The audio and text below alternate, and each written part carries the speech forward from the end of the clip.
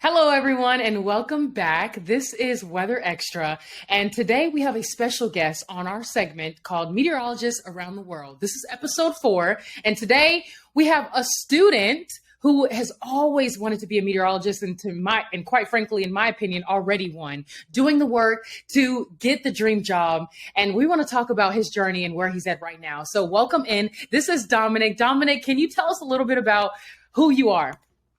Yeah, Tania. Well, I'm actually a freshman. I attend Embry Riddle Aeronautical University, very small little private school. It's over on the eastern coast of Florida, if you're familiar with Daytona Beach. And I've got a ways to go with my degree, but like you mentioned, I've always been so passionate about this particular topic. So I'm excited to see where it takes me. I'm excited to see where it takes you too. Okay, so let's back up a little bit. When did you know that weather was your thing and that you wanted to be a meteorologist? One of my earliest memories, this is a little corny, but I can remember being 3, 4 years old and I would play with my Legos in the living room. And every time it would rain or there would be a storm around, I would always take my Legos to the living room window a little closer so I could look outside and I could play and always keep an eye on the weather. And then I would go to school and people would ask me, am I watching this? Am I watching this? No. I was always the Weather Channel or it was always local news. Interesting. That's It, it was awesome. it was never anything on Disney Channel. Okay, that's really cool. So from the start, when you were young, science was always of interest to you. And so I saw that in high school they had some kind of program for you to tap into the broadcast side of it. So you always loved the science, but when did you know that you wanted to do TV? Or was that from the start when you were looking out the window at the weather? So of course, I would say from a young age, I was, obviously very encapsulated by the weather. It always fascinated me. But I started to shift my attention more towards broadcast as I probably got into my high school years, like you mentioned, when there was that program there for me to really tap into what I was interested in. And that's when I started to develop the little weather segment that I did. And that was put on our morning announcements every day in high school. Oh, that's awesome. I know. I loved watching it on your stories. It looked like you guys had a lot of fun. We did, And we did. yeah. Okay, so let's talk about your journey right now in college. What is your degree? What's the degree title? And you just finished, you said your first semester, last semester? Correct. Oh, tell me about how that went. It was a great semester. One of the amazing things about going to a small school is you get to know all of the people very well, especially your professors. Like you mentioned, my degree is meteorology, and then I'm going to be minoring in broadcast and communication. So along the way, I know that there's all of these very helpful people there to support me. So that's definitely reassuring. Okay, that's good. And so now, being in college, would you say that it is how you expected it?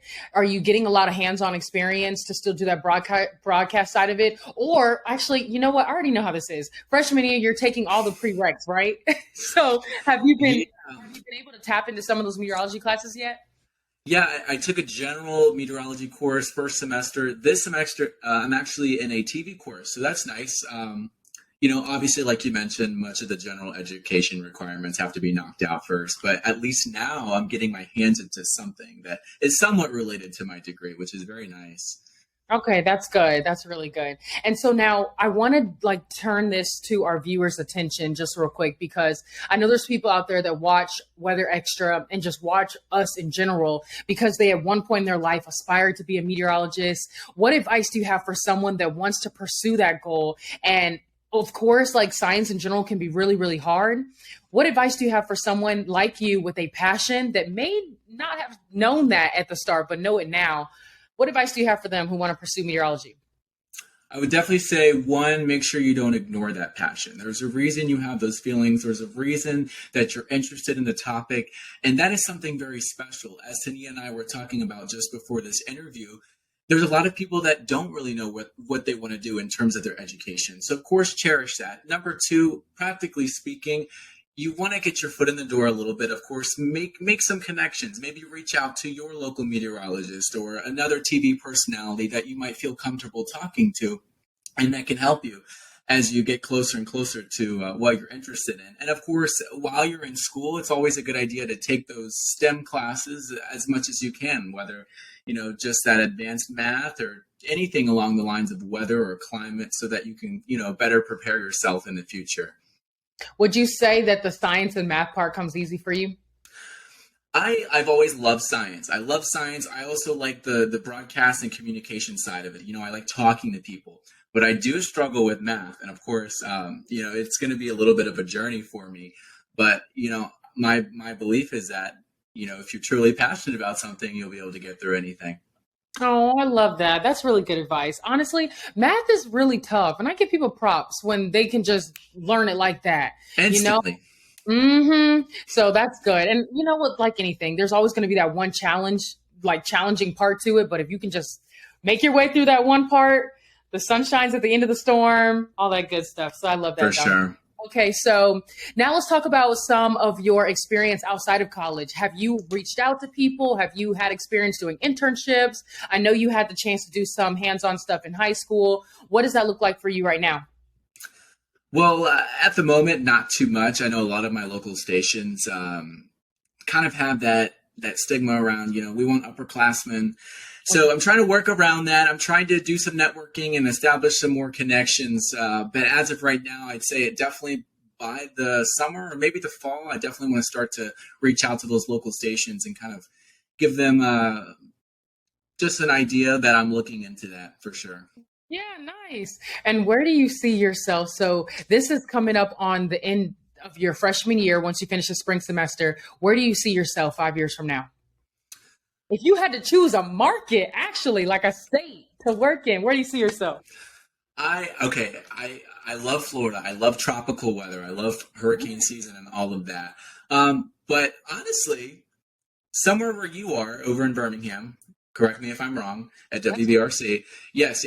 Somewhere, I don't know, the deep South, Mississippi, Alabama, any of those areas I would love to forecast for. I would love to, have that hands-on severe weather coverage and really communicate to viewers during times of active weather. That is something that would probably be right up my alley. Oh, okay, that's so good. Well, you're already speaking into existence. So 5 years from now, I'm going to be looking at your page like, all right, where you at? Listen, you're going to be there. Thank you so much for joining us on episode 4. I want to give you the opportunity to share anything else, Dominic, that I didn't ask you about. So is there anything that you want people to know about you?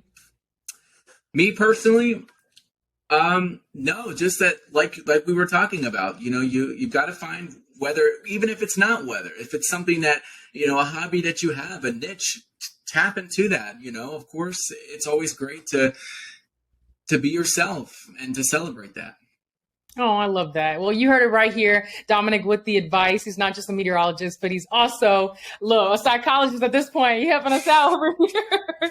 I appreciate We've got some therapy sessions. Right. He's a therapist now. Well, thank you all for watching episode 4 of Meteorologists Around the World. Tune in next Friday to see where we'll end up next. All right. Bye. Thanks, Dominic.